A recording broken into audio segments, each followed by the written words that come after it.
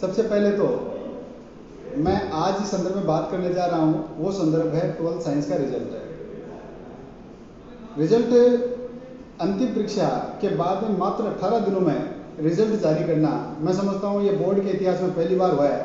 तो इसके लिए तो सबसे पहले शिक्षा विभाग और विशेष रूप से माध्यमिक शिक्षा बोर्ड के जितने भी जो अधिकारी कर्मचारी हैं उनको धन्यवाद। साथ ही साथ दूसरी बात करें कि रिजल्ट रहा है लगभग 91% के आसपास रिजल्ट रहा है, जिसमें अपना नागौर जिला चौथे स्थान पे आता है। या यूँ बात करें कि लगभग लड़का जो परीक्षा में बैठा है वो पास हुआ है। तो यूँ कहें कि पास होना आज के ज़माने में मायना नहीं रखता, क्योंकि हर चीज़ कंपटीशन बेस की है और कंपटीशन फाइट करना बड़ी बात है। रिजल्ट के प्रति प्रत्येक परीक्षार्थी आशान्वित रहता है, हर अपने अपने रिजल्ट के प्रति सपने देखता है, लेकिन रिजल्ट आने के बाद में धरातल स्थिति दो भागों में बढ़ जाती है। एक वो बच्चे जो अपने रिजल्ट का जैसा रिजल्ट के लिए कहते हैं वैसा रिजल्ट रहता है, दूसरा वो बच्चे जो रिजल्ट आने के बाद में काफ़ी निराशित हो जाते हैं। मैं आज इसी निराशा के प्रसंग में बात करूंगा और मैं बात करूंगा कि निराशा से निराश हो जाए तब क्या किया जाए और निराश ना होना पड़े तब हम क्या करें। तो इसी संदर्भ में मैं जब बात करूंगा तो आज मैंने मेरे पास में दो ऐसी शख्सियतों को बिठाया है जिन्होंने न केवल शब्द कहे बल्कि उन्होंने कुछ करके दिखा दिया। सबसे पहला जो शख्स है वो मेरे पास हिमांशु शर्मा है। ये बच्चा मैं थोड़ा सा बता दूं, ये बच्चा अपने नज़दीकी गांव नालोट का है, ज्ञान भारती सीनियर सेकेंडरी स्कूल का विद्यार्थी है। इस बच्चे ने 95.60% एग्रीगेट प्राप्त करके आसपास में एक चर्चा का विषय बना दिया है कि यदि कोई बच्चा पढ़ना चाहे तो उसे शहर की चकाचौंध कोटा और सिकर जाने की जरूरत नहीं है, वो अपने घर पे रहकर और घर के पास के स्कूल में बैठ के भी पढ़ाई की जा सकती है, अच्छा रिजल्ट प्राप्त किया जा सकता है। इसी के साथ में मेरे पास एक जो दूसरा होनहार लाडला बेटा है उसका नाम रमेश बिछर है। आप जो है वो भी नागौर से बिलोंग करते हैं, आप भी इस स्कूल के ज्ञान भारती स्कूल के पूरे विद्यार्थी रहे हैं। इसके बारे में मैं थोड़ा बता दूं कि वो कहते हैं ना कि जिस ईसीजी का ग्राफ ऊपर नीचे नहीं होता इसका मतलब है कि वो शख्स मरा हुआ माना जाता है। विज्ञान के क्षेत्र में विज्ञान की परिभाषा यदि दें तो जिस ईसीजी का ग्राफ ऊपर नीचे नहीं है इसका अर्थ यह है कि वो इंसान मर गया है।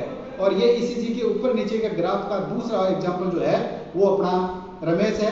रमेश के बारे में मैं बता दूं कि इसी रमेश ने 10th में जब 93% नंबर प्राप्त किए तब न केवल आसपास के रिश्तेदार मित्र गांव वाले स्कूल वाले सब ने डीजे बजाया, फूल फेंके, मालाएं पहनाई, रंग गुलाल उड़ाए, लेकिन बात यहाँ तक नहीं थी। इससे आगे की बात तो यह है कि जब 12वीं का रिजल्ट आया तो सबने कहा कि अपने भाषा में कहते हैं ना सराड़ी खींचवी दाता के लागी, और यही हुआ जब इसके सीनियर में 93 से गिरकर डिग्रेडिंग होकर के 75% नंबर आए।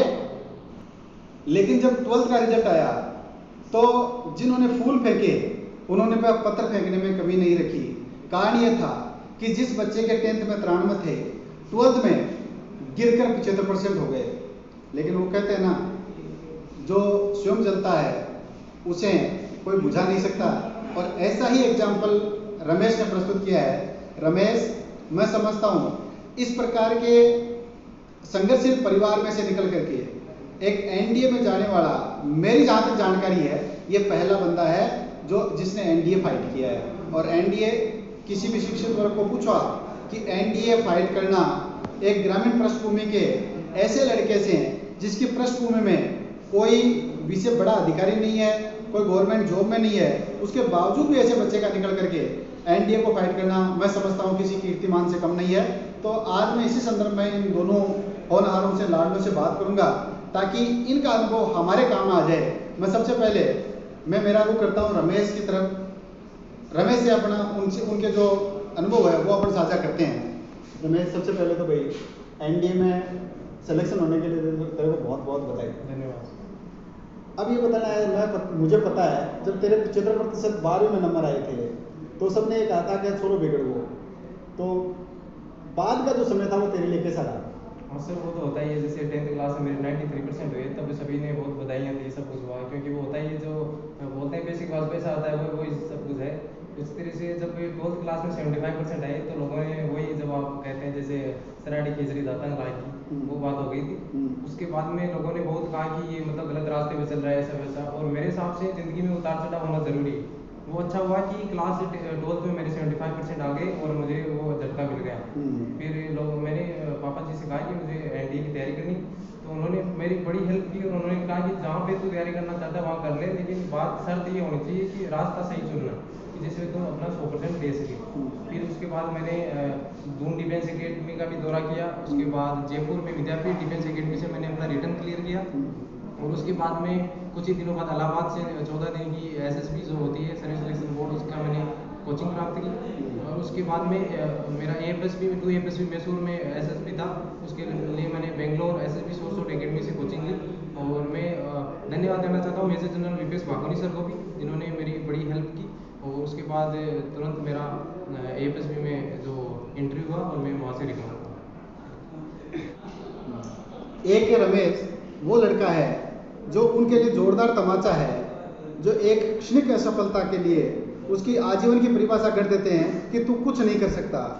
जब 75% नंबर आए उसके बाद में हर आदमी अमूमन ये कहने लग जाता है कि ये बिगड़ गया। ऐसी परिस्थिति में इस बच्चे ने मेहनत की, अपना खुद का निर्णय रखा कि मुझे कुछ करना है। और ये भी मैं कह दूं कि जो आदमी अपना खुद का निर्णय लेता है ना, वो कुछ न कुछ कर डालता है, इसीलिए कहते हैं जुनूनी बने। और इसने वो जुनून जो जिद थी उसको पूरा किया। ये एक ऐसा लड़का है जिसने वास्तव में ये वो करके जो कहा वो करके दिखा दिया। तो एनडीए तक का सफ़र, एनडीए का सफ़र तय करना, एनडीए कंपटीशन को, एनडीए के सफ़र को मंजिल तक पहुंचाना ये आसान काम नहीं होता, और ये रमेश ने किया है। मैं चाहता हूँ रमेश थोड़ा सा उन नौजवानों के लिए जिन्होंने इस बार सीनियर साइंस पास की है, किसी न किसी कारण से उसके आशानुरूप नंबर नहीं आए, जैसे कई बच्चे ऐसे होते हैं जिनके 91% थे, लेकिन कल बात चल रही थी अपनी 91% वाले बच्चे भी 76, 75, 74 पे रह गए।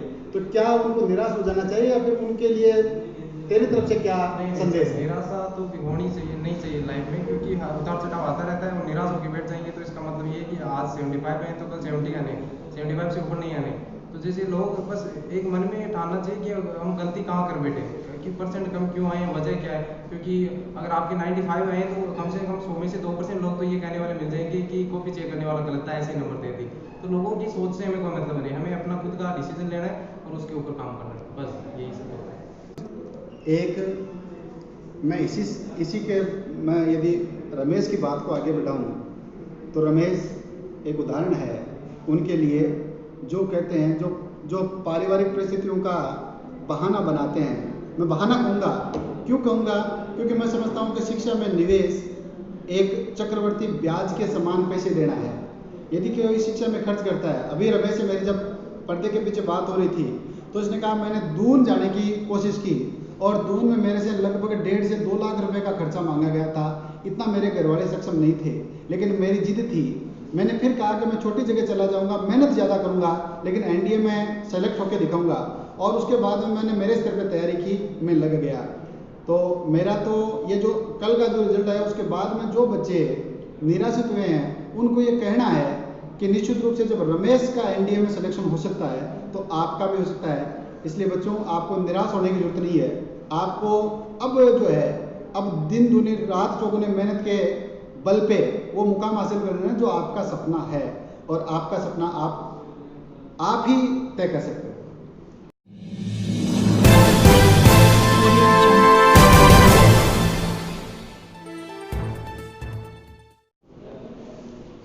अभी जैसा रमेश ने बताया, निश्चित रूप से रमेश की कहानी से ऐसा लगता है कि जैसे ये हमारे घर घर की कहानी है। और निश्चित रूप से हर वो परीक्षार्थी, हर वो जो परीक्षार्थी होता है या फिर जो आगे नौकरी लगने की कोशिश करता है, तमन्ना रहता है, उसके सामने जो रमेश की समस्या आई, वो रमेश के जो सामने समस्या आई वो सबकी आप बीती है। मैं समझता हूँ ये अपनी बीती बता रहा है, लेकिन मैं समझता हूँ ये अपने सबकी है। आप भी यदि इस संदर्भ में किसी भी प्रकार की ये चाहते हैं कि हमें किसी प्रकार का मार्गदर्शन मिले, क्योंकि वो कहते हैं ना, जो मंजिल तक भी पहुंच गए उनको तो नहीं कुछ नाजे सफ़र, 2-4 कदम जो चल न सके रफ्तार की बातें करते हैं। तो ये वो विद्यार्थी है। मैं तो मेरा शिष्य कहूँगा, मुझे पता है कि जब सीनियर का रिजल्ट आया था तब इस बच्चे को किन किन उलहनाओं से पार जाना पड़ा, या कैसे इसने अपने असफलता को डाइजेस्ट किया। ये तो कहते हैं जिस जो तन लागे सो तन जाने। लेकिन आज सफल हो गया तो अपन निश्चित रूप से इसका उदाहरण सबके सामने प्रस्तुत कर सकते हैं। मैं चाहता हूँ जो विद्यार्थी एनडीए में जाना चाहता है या कुछ अच्छा करना चाहता है और चाहता है कि मैं रमेश के संघर्ष से सीखूं या रमेश से कुछ जानूं, तो आप निश्चित रूप से रमेश अपना है, आप चाहे बेझिझक इससे पूछ सकते हैं और कभी भी मुलाकात करें। इसके अनुभव के साथ में आप इससे ये पूछें कि कैसे बने, और ये निश्चित रूप से आपको दिन रात जब भी आपको जरूरत पड़े या आपको अपना जो सफ़र है उसके बारे में आपको बताने में किसी प्रकार का, मैं समझता हूँ, किसी प्रकार का द्वंद्व नहीं पालेगा। इसी के साथ में मैं बात करता हूँ उस विद्यार्थी की जिसने 10th में अच्छे परसेंटेज प्राप्त किए और 12th में उससे भी ज़्यादा, 10th में 90 और अब 12th में 95.60, 96% आना, केवल 4% कटना जगह आप अपने भाषा में कहा पूरा मस पूरा नंबर, तो एक बहुत बड़ी उपलब्धि है आज इस कम में रहे। एक तो हिमांशु भाई तन भी बहुत बहुत धन्यवाद कि तू तारा सीनियर जमा है, परसेंटेज का 10वीं की बजाय बढ़ाया है। अब थोड़ा सा आपको ये बताना पड़ेगा कि ये परसेंटेज, इस परसेंटेज के पीछे तू किस किस को श्रेय देगा। मेरी सफलता का राज तो मेरी फैमिली के साथ मेरे स्कूल था, लेकिन मेरा सफलता मेन राज मेरी फैमिली, क्योंकि सुबह सुबह उठना, मेरी मम्मा का रोज़ाना चाय बना के देना, उनका साथ साथ जागना, इतना आसान कोई काम नहीं था। लेकिन फिर भी मैं रात को ज़्यादा जाग नहीं पाता था, लेकिन मेरी मम्मा मुझे बार बार चाय पिला के देती, रात को चाय। हमारे गांव में लाइट की भी समस्या रहती थी, लेकिन फिर भी कभी कभार माँ मेरे साथ बैठे लेके साथ रहती थी, और फिर कभी फ़ोन से, फिर भी साथ साथ मेरी फैमिली, मेरे पापा हमेशा कहते थे कि कुछ यार मैं चाहता हूँ कि तेरे 99 थोड़ा तो करता है लेकिन 99, फिर भी मुझे लगता था कि सब मजाक करें, सपने देखना तो सबका है। और फिर मेरे सिस्टर्स कहती थी कुछ ऐसा करिए सबसे अलग हो, फिर मुझे इतना उम्मीद नहीं थी कि मैं इतना कुछ कर पाऊँगा। फिर भी मैंने अपना काम करता रहा। मेरी स्कूल की भी कंडीशन ठीक है, इतनी अच्छी नहीं थी, मैं खुद भी बोल रहा हूँ कि जैसे कि बाकी स्कूलों में जैसे एक्स्ट्रा क्लास लेना, इतनी ओवर टाइम करना, लेकिन ऐसा कुछ हमारे नहीं था। हमारी सेशन चला था जुलाई से, वो भी हम बहुत इंतजार कर रहे थे कब स्कूल खुले। बहुत सारे स्कूलों वाले भी आ रहे थे, लेकिन मुझे तो पता था मुझे ज्ञान भारती में पढ़ना है, बस और कहीं नहीं जाना। अच्छा ये हिमांशु मैं आगे की बात करूँ कि जब तेरे 10th में 90% आए तो निश्चित रूप से घर वालों का और रिश्तेदारों का, परिचितों का, सबका दबाव था कि तेरे को कोटा या सिखर जाना है। उसके बाद में भी तेरी जिद थी कि मेरे को तो गांव में अपनी इसी स्कूल में पढ़ना है। तो अब तो क्या मानता है? मेरी पूरी फैमिली बोल रही थी कि 10th के बाद तू IIT ज्वाइन करने के लिए एक कोटा या सिखर जा, लेकिन फिर भी मेरा टारगेट कुछ ऑफिसर लाइन के लिए था, जैसे मैं कुछ फोर्स ज्वाइन करना चाहता। तो पहले तो मैंने नेवी एयरफोर्स के सपने देखे, लेकिन फिर जैसे तो इसलिए मैंने कहीं बाहर जाने की नहीं सोचा। मैंने सोचा कि जिस स्कूल में मैंने 90 बनाए तो हो सकता है मैं उससे भी, यदि मेरा अपना खुद कोशिश करूँ तो कर सकता हूँ मैं कुछ भी। तो फिर लेकिन बाद में जब 12th में हमारे पड़ोस में रमेश भूषण ने सब NDA में सिलेक्शन दिया, तो मुझे ऐसा लगा कि जैसे NDA टफ नहीं है। पहले तो मुझे भी ऐसा लगता था कि यार NDA मेरे पॉसिबल नहीं है, मेरे लिए पॉसिबल नहीं है। सब बोलते थे कि NDA तो बहुत टफ है भाई। तो फिर भी, लेकिन जब रमेश से मेरी बात हुई पहली बार कि कुछ भी नहीं है, तो बस पढ़ता जा, हो जाएगा तेरा, कोई इतना खतरनाक नहीं है। और आज भी वो हमेशा मुझे मोटिवेट करता रहता है, हमेशा टाइम टू टाइम।